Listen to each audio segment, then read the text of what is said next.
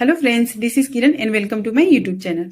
आपको टाइटल से पता चल गया होगा आज के वीडियो टॉपिक के बारे में। आज हमारे वीडियो का टॉपिक है मैरिटल रेप।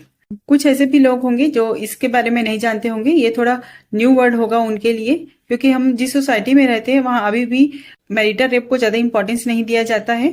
इसके बारे में कोई बात भी नहीं करता और मैरिटल रेप जैसा कुछ होता भी है ये भी उनको शायद पता ही नहीं होता, जबकि वो खुद शिकार होते रहते हैं, स्पेशली महिलाएं। तो चलिए इसके बारे में थोड़ा जान लेते हैं। मैरिटल रेप होता क्या है? मैरिटल रेप ऐसे एक्ट को रेफर करता है जिसमें किसी व्यक्ति के पति या पत्नी के साथ उसकी कंसेंट या सहमति के बिना सेक्सुअल इंटरकोर्स या रिलेशनशिप बनाया जाता है। इसमें कंसेंट की कमी की एलिमेंट होती है, लेकिन यह हमेशा फिजिकल वायलेंस के रूप में नहीं होता। मैरिटल रेप डोमेस्टिक वायलेंस और सेक्सुअल अब्यूज के एक रूप को माना गया है।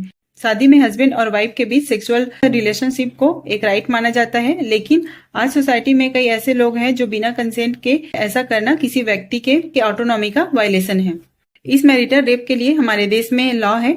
आईपीसी और इंडियन पिनल कोड के सेक्शन 375 के अनुसार यदि पत्नी 18 वर्ष या उससे अधिक है तो पति द्वारा उसकी सहमति के बिना सेक्सुअल इंटरकोर्स रेप नहीं माना जाएगा। इस तरह पति द्वारा अपने पत्नी जो 18 वर्ष या उससे अधिक उम्र की है के साथ जबरन या नॉन कंसेंसुअल इंटरकोर्स रेप या बलात्कार के दायरे से बाहर है।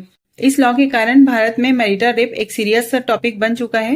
यदि कोई औरत 18 या उससे अधिक उम्र की है और उसका पति अगर उसके साथ जबरदस्ती भी करता है तो वो रेप की कैटेगरी में नहीं आता, लेकिन दुनिया में ऐसे बहुत से कंट्रीज हैं जो इस तरह के रेप को ऑफेंस मानती है।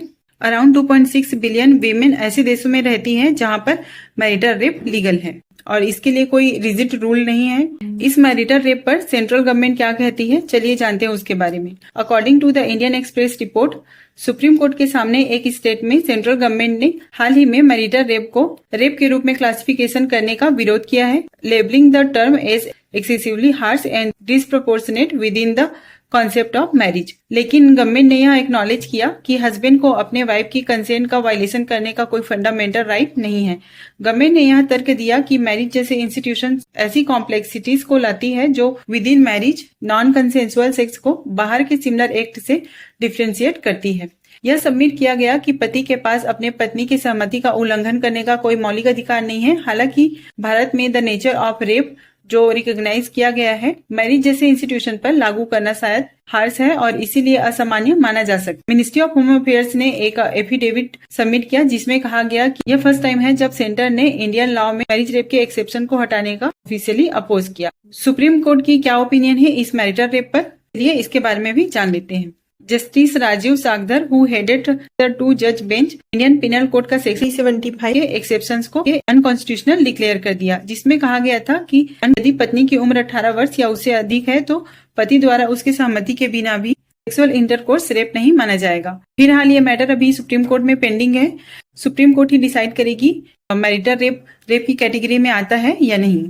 हमारे देश में और दुनिया में भी ऐसी सारी महिलाएं हैं जो इस तरह के मैरिटल रेप से रोज ही गुजरती हैं, पर वो इस पर कुछ कह नहीं पाती क्योंकि बहुत सारी कंट्रीज में इसके लिए कोई लॉ ही नहीं है।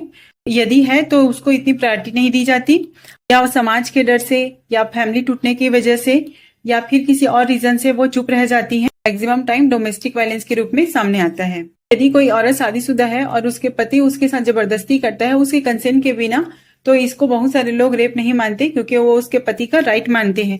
पर आप सोचिए उस औरत के बारे में जो इससे रोज ही गुजरती होंगी, उसके मेंटल हेल्थ के बारे में जरा सोचिए। उसका कोई राइट नहीं है उसको अपने लिए फाइट करने का, क्योंकि हर किसी की शादी एक जैसी नहीं होती, हर किसी की सिचुएशन अलग अलग होती है, हर किसी का रिश्ता भी अलग होता है। तो सिर्फ इसीलिए इस तरह के मैरिटल रेप को जस्टिफाई कर देना सही नहीं है कि शादी हो चुकी है तो तुम्हारा पति या तुम्हारी पत्नी जो भी तुम्हारे साथ करता है वो एक्सेप्टेबल है। इस तरह के एक्ट को ज्यादा जस्टिफाई नहीं करनी चाहिए, क्योंकि जैसे पुरुषों को राइट है उसी तरह महिलाओं को भी राइट है। तो आज के वीडियो में बस इतना ही। आपको ये वीडियो कैसा लगा, आपकी ओपिनियन क्या है इस बारे में जरूर बताइए। मिलते हैं फिर किसी नए वीडियो में, तब तक के लिए बाय बाय।